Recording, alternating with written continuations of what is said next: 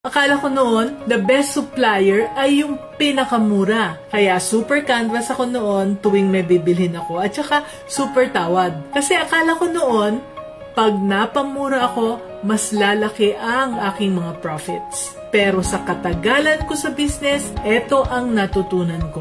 Yung mga murang ingredients ay usually mabababa ang quality. Pati quality ng products ko bumababa na rin. Kaya ang resulta, customer complaints. At yung ibang mga customer, hindi na nagko-complain, umaalis na lang.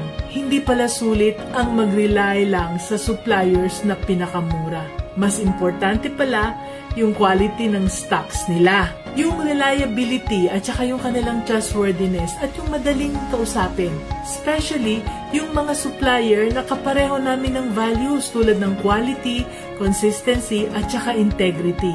Ang mga tinitinda namin hindi naman mura pero binabalikan pa rin kami ng mga suki namin. Dahil kilala nila kami sa aming mga values, quality, consistency at integrity. How do I find the best supplier?